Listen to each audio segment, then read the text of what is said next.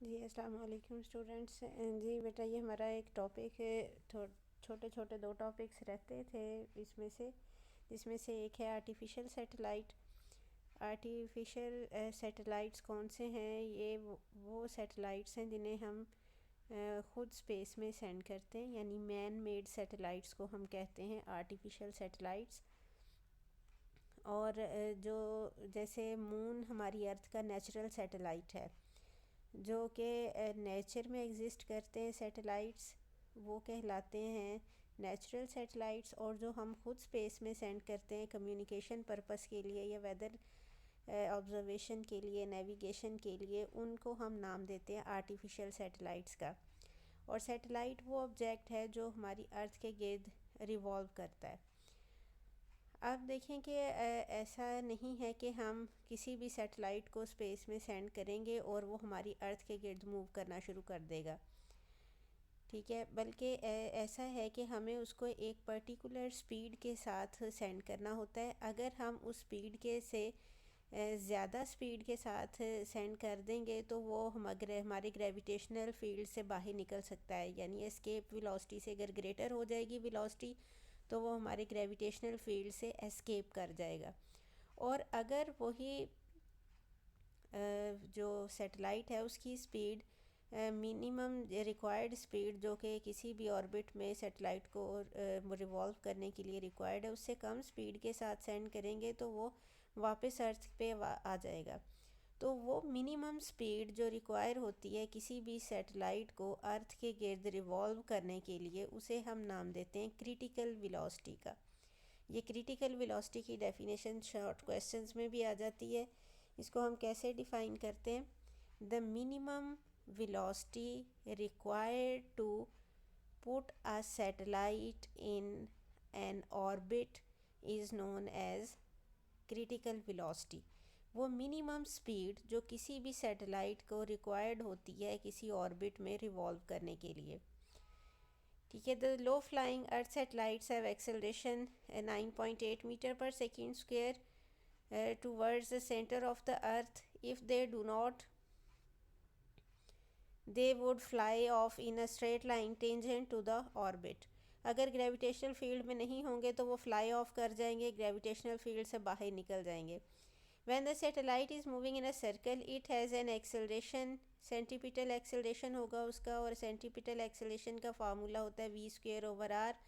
In a circular orbit around the earth, the centripetal acceleration is supplied by gravity and we have, तो centripetal acceleration ac को हम g से replace कर देंगे, then g will be equal to v²/r, where v is the orbital velocity and r is the radius of the earth। ये values जब हम यहाँ पे पुट करेंगे तो v यानी क्रिटिकल वेलोसिटी की वैल्यू हमारे पास आ जाती है 7.9 किलोमीटर पर सेकेंड। तो ये जो मिनिमम वेलोसिटी है, this is the minimum velocity necessary to put a satellite into the orbit and is called critical velocity. The time period t is given by t is equal to 2 pi r over v। s is equal to vt होता है, तो यहाँ से t equal आएगा s over v के। तो एक revolution में डिस्टेंस कवर्ड हो जाता है 2 पाई r। तो इसलिए हम यहाँ पे वैल्यूज़ जब पुट करेंगे 2 पाई r radius of earth put करेंगे, v क्रिटिकल वेलोसिटी की वैल्यू पुट करेंगे, तो टाइम अप्रॉक्सीमेटली आता है 84 मिनट्स अप्रॉक्सीमेटली। यानी कि जब हम एक आर्टिफिशियल सैटेलाइट को एक ऑर्बिट में रखेंगे तो उसका जो अर्थ के गिर्द एक चक्कर पूरा करने का टाइम होगा वो अप्रॉक्सीमेटली 84 मिनट्स होगा। If however a satellite in a circular orbit is at an appreciable distance h above the Earth's surface, we must take into account the experimental fact that the gravitational acceleration decreases inversely as the square of the distance from the center of the earth। a is equal to v²/r है, तो distance जैसे जैसे बढ़ता जाएगा वैसे वैसे acceleration की value कम होती जाएगी। The higher the satellite, the slower will be the required speed and longer it will take to complete one revolution। जितना वो दूर जाता जाएगा टाइम उतना ज़्यादा लगेगा क्योंकि स्पीड स्लो डाउन होती जाएगी। Close orbiting satellites orbit the earth at a height of about 400 kilometer 24 such satellites for the global positioning system.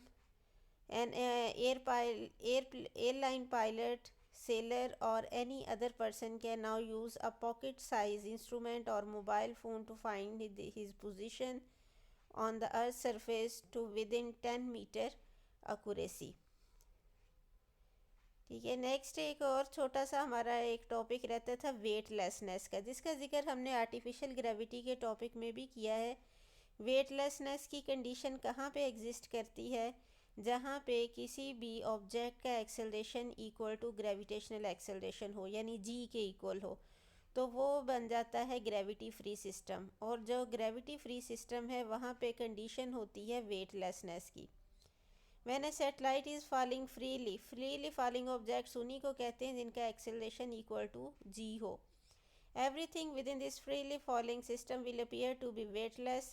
It doesn't matter where the object is, whether it is falling under the force of attraction of the earth, the sun, or some distant star. An earth satellite is freely falling object. The statement may be surprising at first, but it is easily seen to be correct. जितने भी satellites हैं वो basically क्या हैं? Freely falling objects हैं, क्योंकि उनका acceleration जी के इक्वल है. Consider the behaviour of a projectile shot parallel to the horizontal surface of the earth in the absence of the air friction. अब देखें ये जो फिगर है 5.18, इसमें हमने देखा कि ये देखें, अगर हम कम स्पीड के साथ प्रोजेक्ट करते हैं किसी भी सैटेलाइट को, तो वो वापस आके अर्थ पे ही स्ट्राइक कर रहा है और पैराबोलिक पाथ बनाते हुए जा रहा है, जस्ट लाइक अ प्रोजेक्टाइल. और ये जब हम स्पीड इंक्रीज़ करते जाएंगे तो आहिस्ता आहिस्ता देखें कि वो ज़्यादा दूर जाके स्ट्राइक कर रहा है.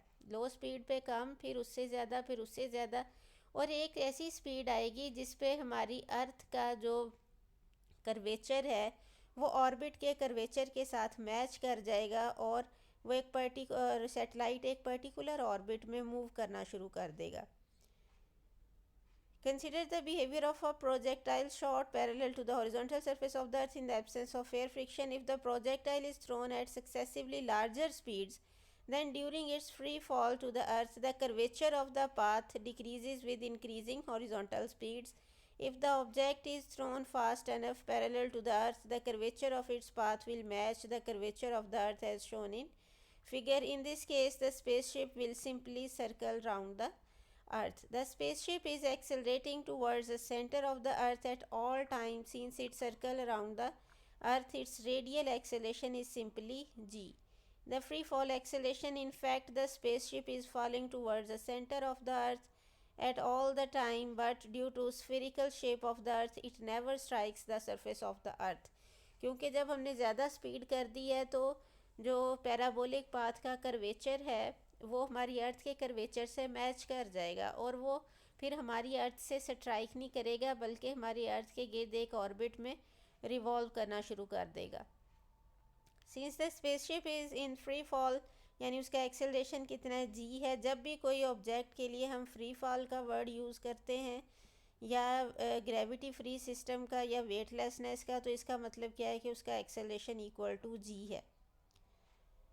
All the objects with it appears to be weightless. जब ग्रेविटी फ्री सिस्टम हो जाएगा तो सारी चीज़ें वेटलेस हो जाएंगी. Thus no force is required to hold an object falling in the frame of reference of the spacecraft और satellite. Such a system is called gravity free system.